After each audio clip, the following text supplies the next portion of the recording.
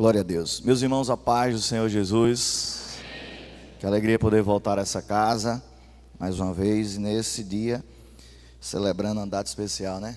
8 anos de Aviva Fé em Surubim. Fico feliz pelo convite que recebi para estar junto com vocês através do nosso pastor Melk.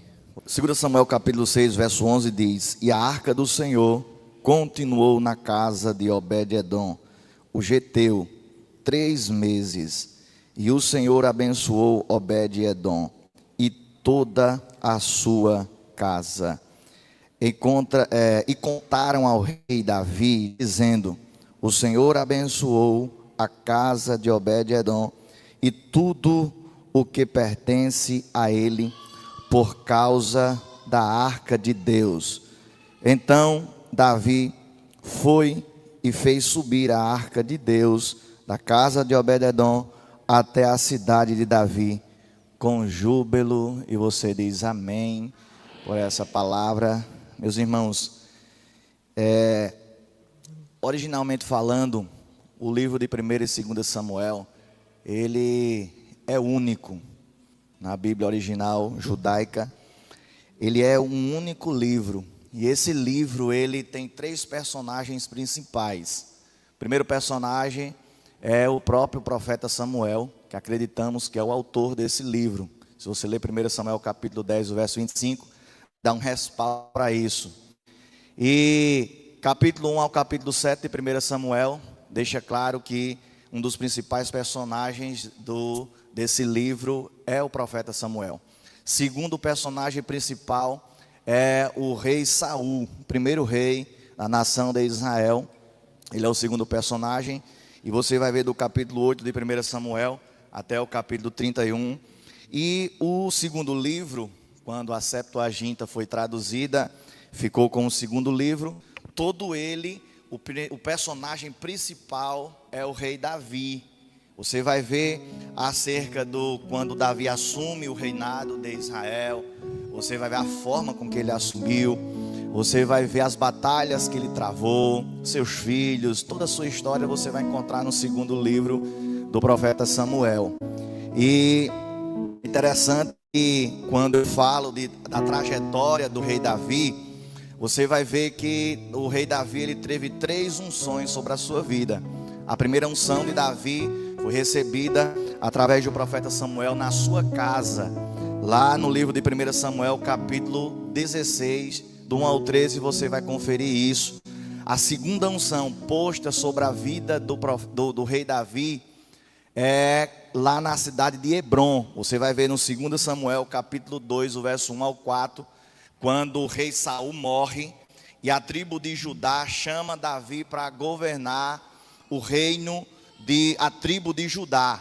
Quando o rei Saul morre, nós vamos ver que Abner, soldado, capitão do exército de Saul, ele levanta Isbosete, filho de Saul, para ser rei das tribos de Israel, de algumas tribos, mas a tribo de Judá unge Davi como o rei de Judá. Então Israel ficou com 2 reis, só que o reinado de Isbosete só durou 2 anos, e quando ele morre, aí vieram lembrar de uma promessa, lembrar que Deus já havia falado que Davi seria rei de toda Israel. Então foram até Davi na cidade de Hebrom, e pela 3ª vez Davi recebe uma unção de rei. Está aqui no 2 Samuel capítulo 5. E eu faço questão nessa rápida palavra de lembrar dessas 3 unções sobre a vida de Davi, porque quando eu leio isso, quando eu estudo isso e eu medito isso, eu entendo, pastor Melk, que o que Deus tem para fazer na nossa vida, ele tem um processo gradual. Ou seja, a primeira unção sobre Davi, só a sua família viu, foi dentro da sua casa. A segunda unção de Davi, só a tribo de Judá viu. E a unção e a terceira unção sobre a vida de Davi, todo Israel pôde contemplar que Deus era na vida daquele moço. Eu vou repetir porque eu ouvi um glória a Deus. de alguém que está entendendo o que Deus está falando nessa manhã, pastor Melk, é que o que Deus quer fazer na vida da Viva Fé, na vida de cada membro dessa casa, na vida de cada um que chegou aqui, é gradual, ou seja, hoje pode alguns estar vendo, mas vai chegar um momento que Deus vai te honrar em público e todos vão poder ver que Deus é na tua vida. Tem alguém que acredita nessa palavra? Só que o que é interessante, e eu finalizo aqui lembrando a você que Davi, ele é um moço que tudo o que acontece na vida de Davi, eu fugiu agora na memória qual é o verso, 2 Samuel, que tem um verso, pastor Mel, que deixa claro, acho que é o capítulo 7, eu não lembro o verso, que deixa claro que tudo que Davi conquistava era por causa da presença de Deus, era porque Deus era com ele. É muito claro no texto, é o capítulo 7. Depois você lê, você vai encontrar um texto deixando bem claro que tudo que Davi era, porque Deus era com Davi. Aí eu vejo que quando Davi assume todo o Israel, com todo completo, aí o texto vai dizer que o rei de Tiro mandou alguns homens ir lá na cidade de Jerusalém, porque Davi conquistou Jerusalém e fez ele a cidade de Davi. Aí mandaram construir um grande palácio para Davi.